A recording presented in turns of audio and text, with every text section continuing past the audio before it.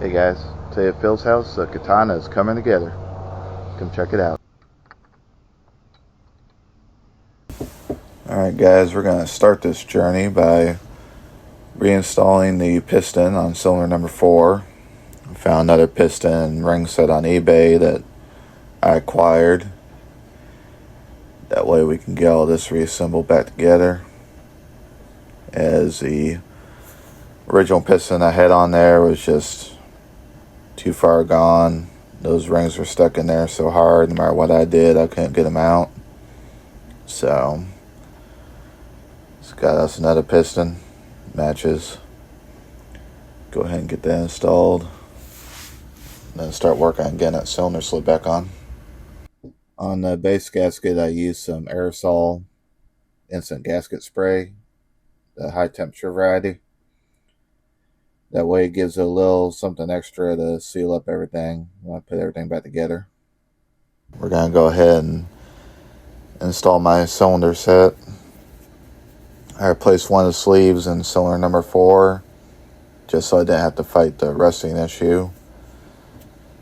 And so I swapped out sleeves, gave everything a little bit of a hone, get the crosshatch back in them, and that should be good to go.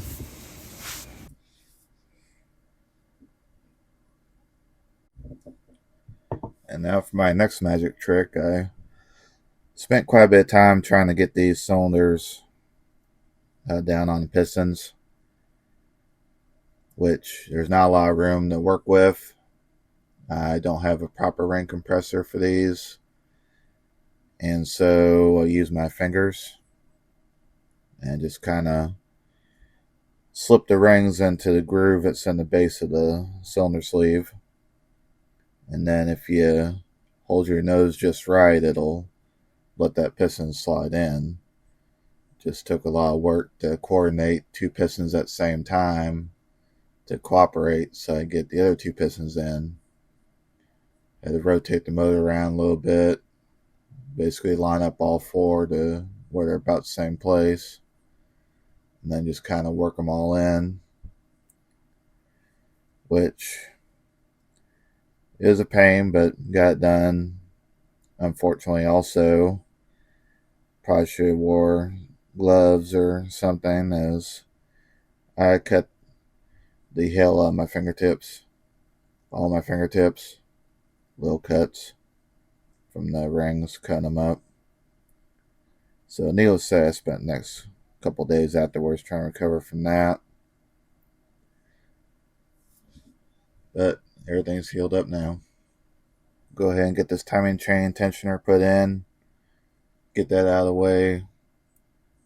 Then I'll go ahead and put some assembly lube down on my cam journals and my cam surface on my rockers and any other wear points on this thing. Get ready to put the cams in it.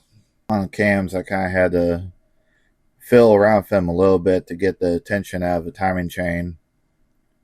So it kind of had a little bit of extra tension down the bottom end, so kind of rotated the motor a little bit back and forth to get the extra slack out of the timing chain, and then made sure it all lined up okay on the top end.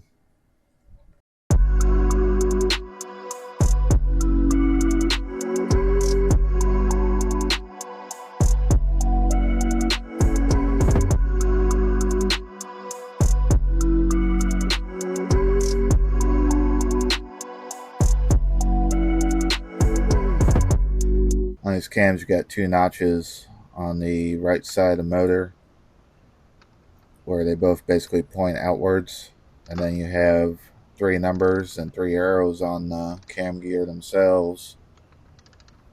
And so you line everything up according to the factory timing marks.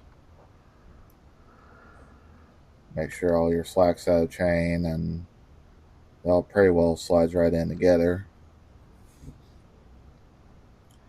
And then you count the links on the chain from the arrow on the exhaust side on number 2 pointing up all the way over to number 3 on the intake side pointing up, and count how many links are between each arrow, which amounts to 24, I believe.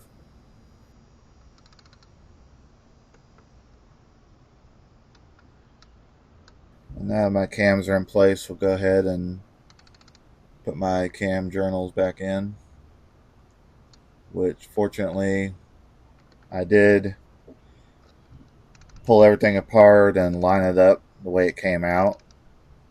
But also on each one of these journals, it does have marks like a triangle, triangle for circle, triangle for square. That way it indicates where each journal is supposed to go according to factory service manual. And it has a diagram there that'll tell you where they all need to go. In case you did misplace one, it's not a big deal to get them all set properly. And now that the journals are in, we'll go ahead and start torquing down our bolts, which factory spec is 7 foot-pounds. Use my torque wrench and get all these guys set in, snugged up. Now that everything's together and torqued down, I'm going to go ahead and manually rotate the engine by hand.